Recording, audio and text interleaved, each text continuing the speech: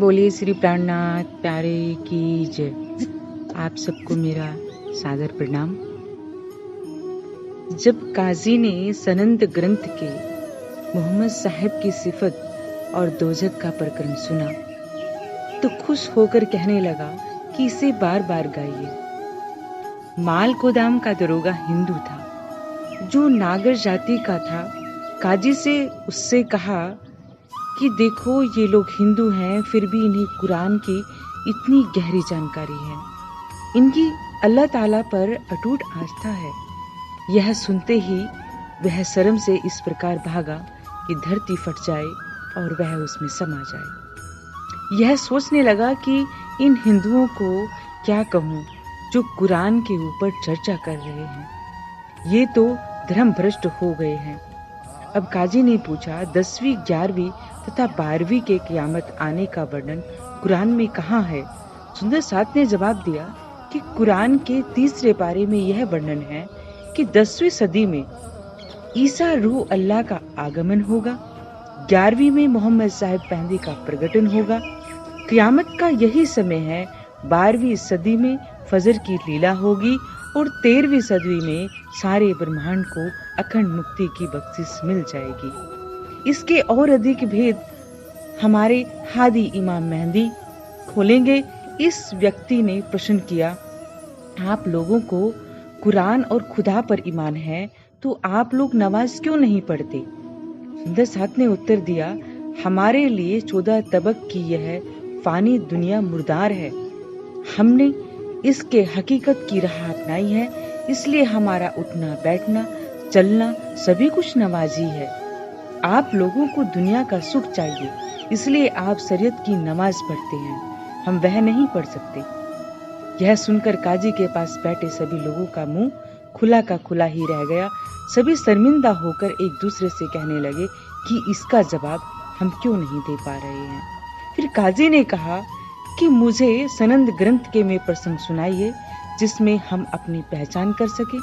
लालदास जी तथा भीम भाई ने जब इमाम के मिलाप की सनंद सुनाई तो काजी शेख इस्लाम को इमाम मेहंदी की पहचान हो गई और उसने स्पष्ट कह दिया कि मैं यह स्वीकार करता हूँ कि इमाम मेहंदी प्रकट हो चुके हैं, लेकिन तुम्हें अभी इस बात को छिपाना पड़ेगा, अन्यथा हमारी शरीयत का राज्य समाप्त हो जाएगा। जब मैं स्वयं जाहिर होंगे तो मैं उनके चरणों में आ जाऊंगा। औरंगजेब से मुलाकात के बाद सब सुंदर साथ को यातनाएं दी गई तो कान्जी भाई ने यह सारा समाचार श्री जी को कह सुनाया। यह सुनते ही श्री जी का चेहरा तमतमा उठा। उन्होंने तुरंत आदेश दिया, जिब्रील इसी क्षण इस दुनिया को मिटा दो। लेकिन हृदय धाम में विराजमान अक्षरातीत ने कहा, महामती अभी तो जागने का दौर शुरू ही हुआ है, संपूर्ण ब्रह्मवाणी अभी उतरी ही नहीं है, शाकुंडल की आत्मा जगी ही नहीं है, इसलिए खेल तो अभी बढ़ाया ही जा रहा है। श्री जी के व्यथित हृदय से यह स्वर फूटने लगे, सत्ता के मद में डूबे हुए मुसलमानों, मेरे परमधाम के अपने लाडले सुंदर साथ को पैगाम देकर भेजा था, बदले में तुमने उन्हें कोड़े से पीटा। यह अत्याचार तुमने एक प्रकार से मेरे ऊपर ही किया है। इस गुनाह के कारण अब तुम्हारा जड़ से विनाश हो जाएगा। इधर श्री जी के मुखारबिन से ये शब्द निकले, उधर मुगल साम्राज्य पर विनाश के बादल मंडराने लगे। रुको को पढ़कर बादशाह तो यह समझ ही गया था कि इमाम मेहंदी प्रकट हो चुके हैं, किंतु प्रत्यक्ष रूप से उनके चरणों में जाने की हिम्मत वह जुटा नहीं पा रहा था। उसे डर था कि यदि उसने ऐसा किया तो उसके दरबारी उसका वध कर डालेंगे।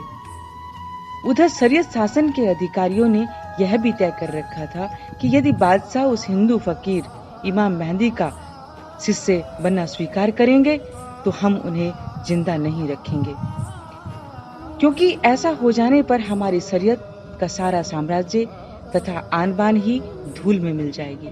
औरंगजेब के सामने एक तरफ आत्मिक सुख का साम्राज्य था और दूसरी तरफ संपूर्ण हिंदुस्तान की बादशाहत। निदान आत्मिक बल की कमी होने के कारण वह आंतरिक रूप से श्री जी के दीदार का प्यासा था, किंतु प्रत्यक्ष रूप से उसमें शरीयत की सीमाओं को तोड़ने का कोई साहस नहीं था। मायावी साम्राज्य और जीवन के मोह के कारण वह उस सुख को नहीं पा सका जिसकी उसे तलाश थी। जिस समय दिल्ली में सुंदर साथ को यातनाएं दी गई उसी समय मक्का की मस्जिद की 2 मीनारें टूटकर गिर पड़ी। इन मीनारों के टूटने का संकेत यह था कि हिंदुस्तान में इमाम मेहदी प्रकट हो चुके हैं। वहां से वसीयतनामे आए जिनमें यह लिखा कि जिब्राइल कुरान और फकीरों की शफकत तथा दुनिया की बरकत को हिंदुस्तान में इमाम मोहम्मद मेहदी के पास ले गया है। यह पढ़ने के बावजूद औरंगजेब ने अपने गुमान तथा सत्ता के मोह को नहीं छोड़ सका। एक दिन बादशाह जैसे ही तख्त पर बैठने लगे, उनको ऐसा लगा कि तख्त पर शेर बैठा है। औरंगजेब ने भय से कांपते और ठिठुरते हुए कहा कि दरबारियों से पूछा, जहांपना आप इतना, दरबारियों ने पूछा, इतना आप क्यों घबरा रहे हैं, इतना क्यों आप परेशान हो रहे हैं? आज आप इस तरह से घबरा कर क्यों इतना ऐसा विचार कर रहे हैं? तख्त पर तशरीफ रखिए, वहां शेर बैठा है और मेरी तरफ देखकर घुर्रा रहा है। हुजूर, वहां कोई नहीं है, हम इतने सारे लोग देख रहे हैं। नहीं, मैं नहीं बैठ सकता। बादशाह हिंद, यदि आपको वहां शेर दिख रहा है तो निश्चित ही उस फकीर का जादू काम कर रहा है जिसने नलवे भिजवाए थे।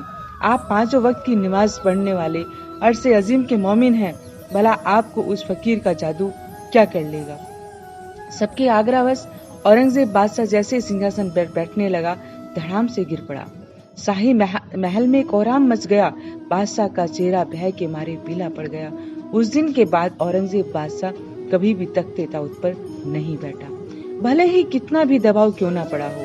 जब दिल्ली में सुंदर साथ कैद थे, तब उन्हें सांत्वना देने के लिए प्राणनाथ जी ने अपने हाथों से पत्र लिखा था। उस पत्र को सुंदर साथ ने एक कान्जी भाई तथा शेख बदल लेकर आए थे। उनका भावार्थ संक्षेप में इस प्रकार है कि मेरे प्राण प्रीतम, जीव के जीवन, आत्मा की आधार, मेरे प्रेम में डूबे हुए सुंदर साथ, सर्वश्री लालदास, भीम भाई, नाग भाई, चिंतामणि, दयाराम, चंचल, गंगाराम, बनारसी, सोमजी भाई, खिजाई भाई, अनंत राम, लाल भाई, श्याम भाई और राम राय, आप सभी श्री जी के चरणों की छत्र छाया में हमेशा आनंद मंगल में रहिए। मैं इंद्रावती की आत्मा आपको करोड़ों बार प्रणाम करती हूँ। आप अपने शरीयत के विरुद्ध बहुत बहादुरी से धर्म युद्ध किया है। यह सब श्री राज जी के हुक्म से हुआ है। दिल्ली में पहले छिप छिप कर पैगाम दिया जाता था, अब आप लोग इमाम मेहदी के अनुयायियों के रूप में प्रसिद्ध हो गए हैं। धामधनी ने आपको ज्ञान के अनंत नेत्र दिए हैं।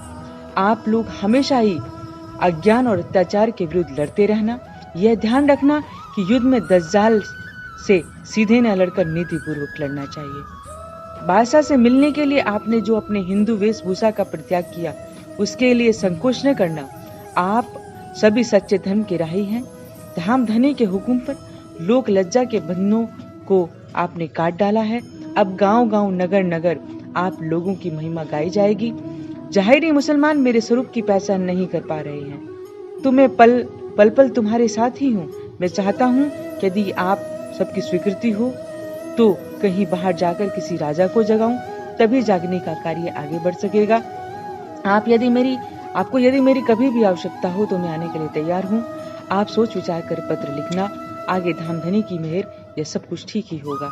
श्री जी का पत्र पाकर सुंदर साथ बहुत आनंदित हुए और उन्होंने पत्र लिखा, जिसका सार संक्षेप में इस प्रकार है कि हे धामधनी, जब हमारी बात काजी से हुई तो उसने संतुष्ट होकर बादशाह को यह सूचना दी कि ये लोग अल्लाह ताला पर ईमान रखने वाले मोमिन हैं। हमारे ऊपर जो पहरा था वह भी हटा दिया गया है। कोतवाल सिद्दी की फौलाद से भी बादशाह ने कागजात मंगवा लिए हैं। आप जहां उचित समझे जागने कार्य हेतु जाइए। यह कहावत कही जाती है कि लोहे को लोहा ही काटता है। सत्ता और धन के गुमान में चोर शरीयत के बंदों को कोई राजा सही उत्तर देगा, यह सोचकर श्री जी कामा पहाड़ी से राजपुताना की ओर चले गए ताकि किसी हिंदू राजा को जागृत कर औरंगजेब से लड़ने के लिए तैयार किया जा सके। राह में चलते चलते एक कीर्तन उतरा, जिसका संक्षिप्त भाव यह है कि हे राजाओं रानाओं, तुम्हारा धर्म डूब रहा है, इसकी रक्षा के लिए तुम्हें आगे आना है।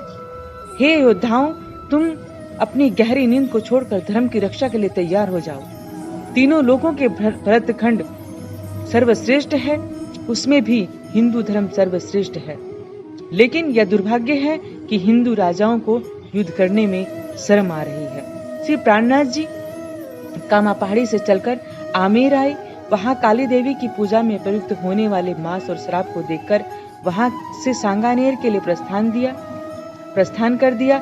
जिस प्रकार ऊसर भूमि में बीज बोना निष्फल होता है, उसी प्रकार तामसिक स्वभाव वाले व्यक्ति आध्यात्मिक ज्ञान का प्रसार नहीं हो पाता।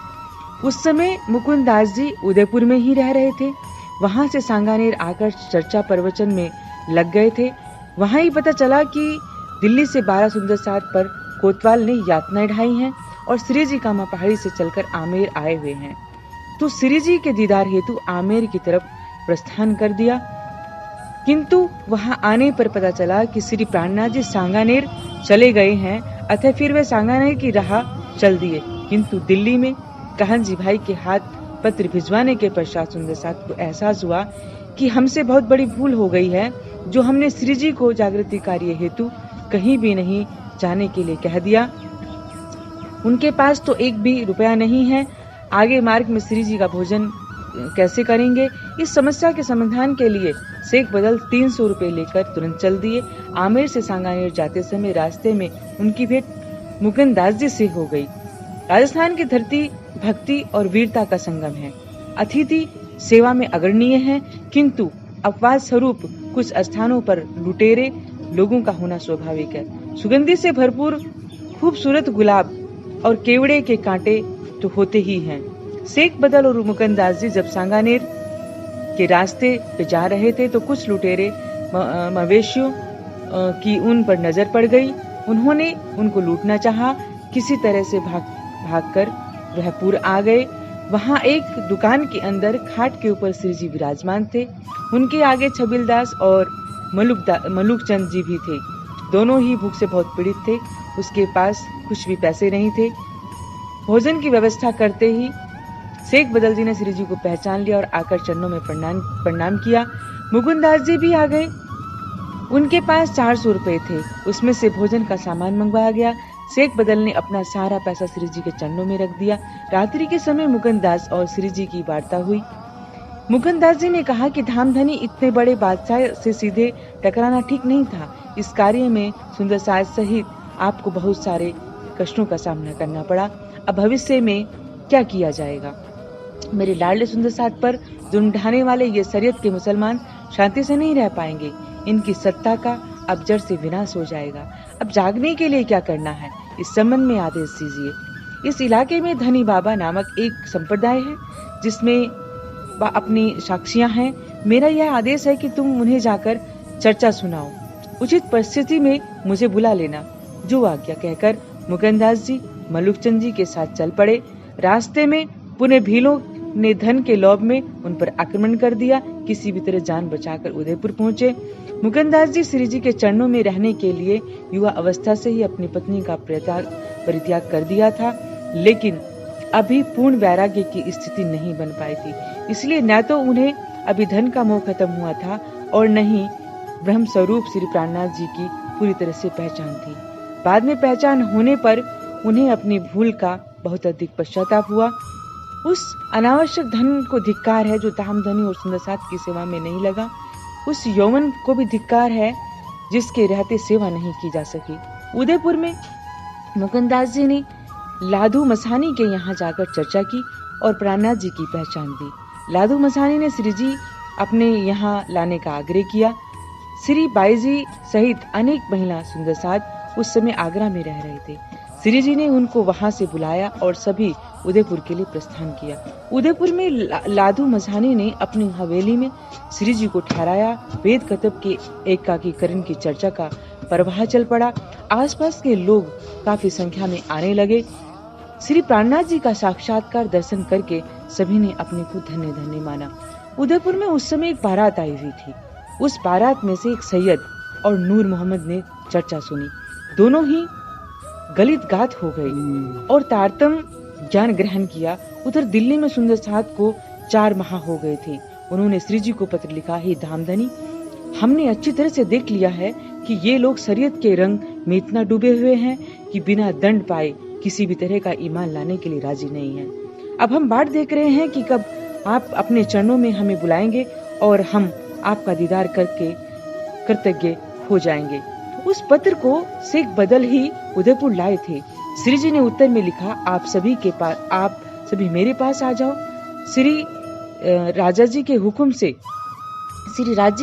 से जब इन पर डंडा बरसेगा तब यह सभी सच्ची राह पर चल पड़ेंगे। शेख बदल श्री प्राणनाथ जी का पत्र लेकर दिल्ली आए तो उन्हें सुंदर साथ बहुत आनंदित हो गए, क्योंकि न हो आखिर उन्हें अपने प्राणनाथ जी के दर्शन जो मिलने थे। सभी सुंदर साथ मिलकर काजी शेख इस्लाम के पास गए और बोले, अब हमें जाने की स्वीकृति दीजिए, अब हम अपने ठिकाने पर जाना चाहते हैं। हम काजी शेख इस्लाम से कहा कि जो लोग परसों आइए, जब तक मैं बादशाह से आपके जाने के संबंध में बात कर लेता हूँ। उस निश्चित तिथि पर काजी शेख इस्लाम सब सुंदर साथ को औरंगजेब के सामने ले गया और बोला, ये वह मोमिन है जो शरीयत के विरोध में लड़ाई लड़ी थी। अब ये यहाँ से जाने की स्वीकृति चाहते हैं। बादशाह ने सिर झुकाकर 3 बार सुंदर साथ की ओर देखा और धीरे से बोला, हे खुदा, इन पर मेहर करना। बादशाह की ओर रास्ते के लिए खर्च के लिए सेवक को 100 रुपए देने का आदेश हुआ। वह दौड़ते हुए गया और रुपया लाकर सुंदर साथ को दे दिया। जब औरंगजेब बादशाह ने जाने की रजा दी तो सुंदर साथ वहां से विदा लेकर 1-2 दिन दिल्ली में रहने के पश्चात उदयपुर पहुंचे। विरह के बाद मिलन की घड़ियां बहुत ही मधुर होती हैं। उस समय आंखों में बहने वाले आंसू हृदय की प्रेम की मिठास को व्यक्त करते हैं। लालदास, भीमभाई, गरीबदास, चिंतामणि आदि सब सुंदर साथ धामधनी श्री प्राणनाथ जी का दीदार करके भाव विवल हो गए। उनके प्यासे नेत्र तृप्त हो गए।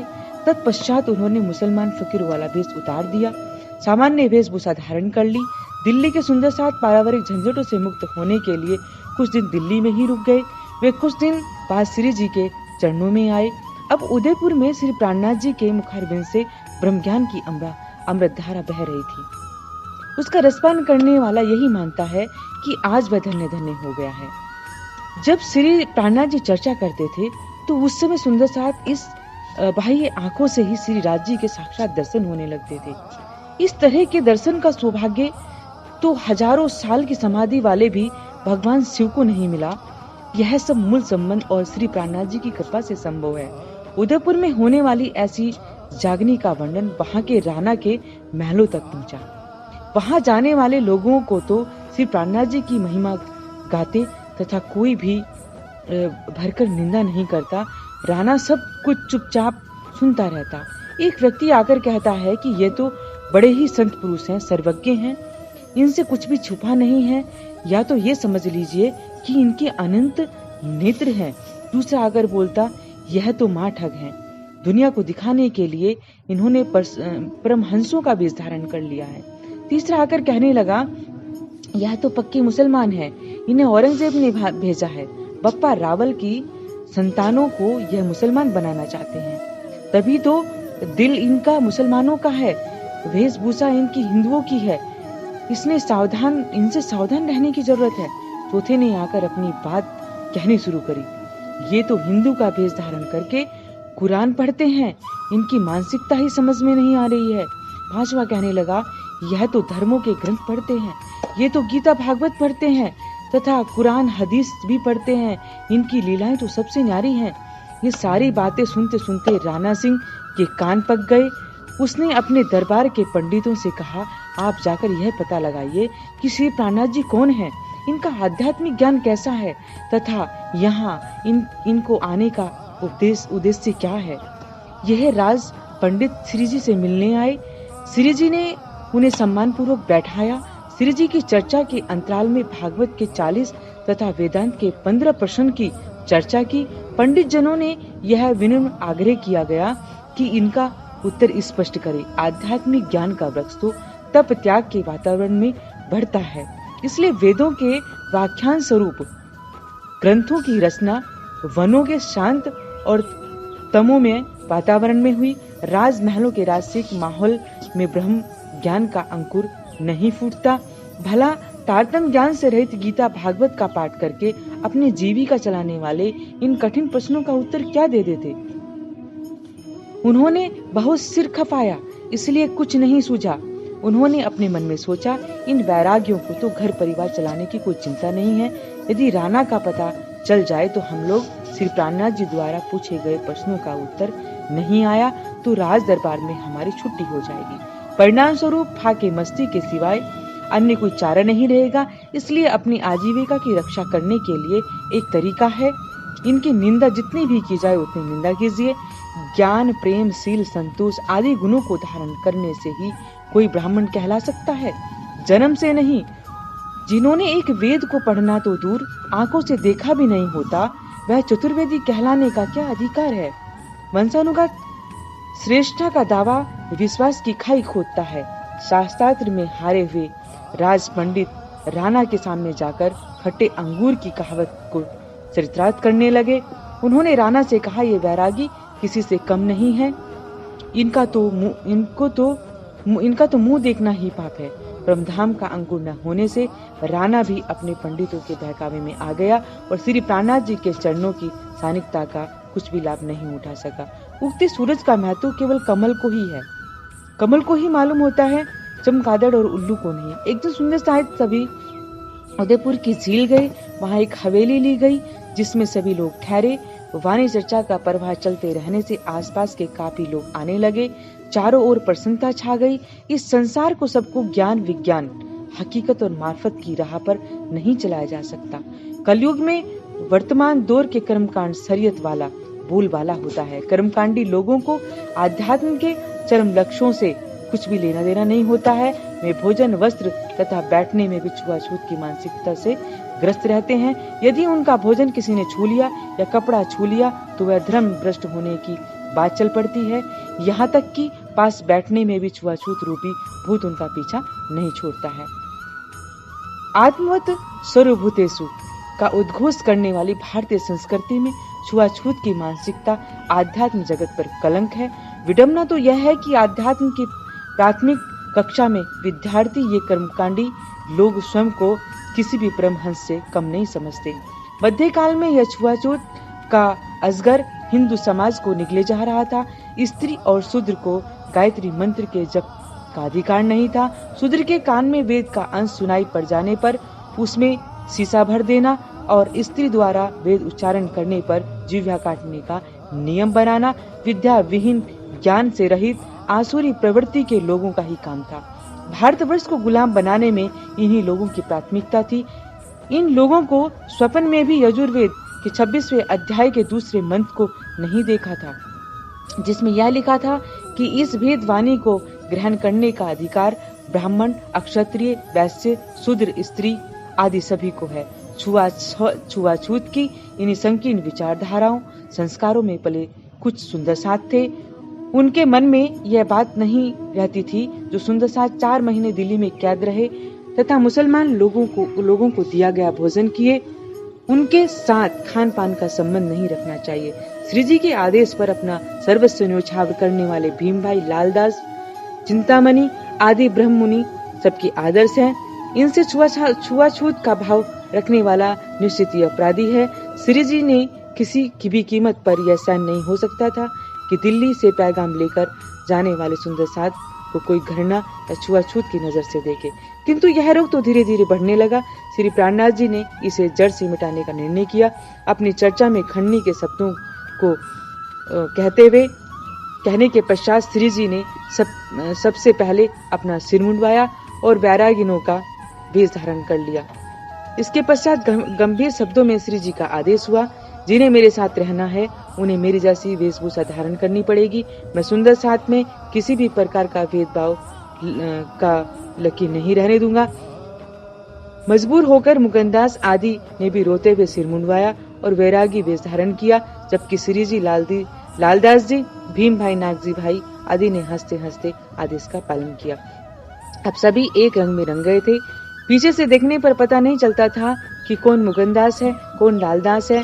भेदभाव की लकीरें मिट चुकी थी और वहादेत की सागर की लहरें एक तरफ सबका खिंचाव बढ़ने लगा था। उस समय दिल्ली से सुंदर साथ, दयाराम, चंचल, गंगाराम तथा बनारसी दास भी उदयपुर आ पहुंचे। मुस्लिम फौज का एक हिस्सा घोड़ों पर सवार होकर चला आ रहा था। उसमें अव्वल खान, सौदागर पठान, मुगल खान, इलास खान, मिहिन खान और नूर मोहम्मद इत्यादि प्रमुख व्यक्ति थे। श्री प्राणनाथ जी तथा अन्य सुंदर साथ को देखकर यह सभी लोग दर्शन करने आए। अव्वल खान को यह मालूम था कि नूर मोहम्मद श्री सिद्धार्थम ग्रहण कर चुका है।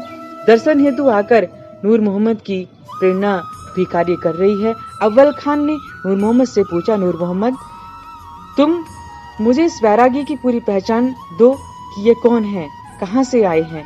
यदि तू इनकी पहचान छिपाएगा तो मैं तुम्हारा दामन झटकर अल्लाह ताला से न्याय करूंगा।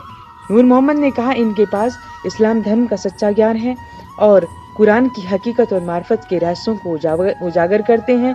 वस्तुतः ये इमाम मोहम्मद महदी हैं। यह सुनकर नूर मोहम्मद आदि के साथ अव्वल खान श्री जी के दीदार हेतु आया। उस समय चर्चा चल रही थी। श्री जी ने कुरान हदीसों में वर्णित अपने स्वरूप की जब पहचान कराई तो अव्वल खान बहुत ही भावुक हो गया और प्राश्चित स्वरूप अपने को चाबुक मारने लगा और जोर जोर से प्रहार करने लगा और बारंबार यही बोलने लगा कि हे सुभान अल्लाह, हे सुभान अल्लाह ताला, मोहम्मद महदी के रूप में वैरागी वेश में यहाँ बैठे हैं और मैं माया में अब तक कहाँ कहाँ भटकता रहा। मेरे इस गुनाह का कोई प्रायश्चित नहीं है।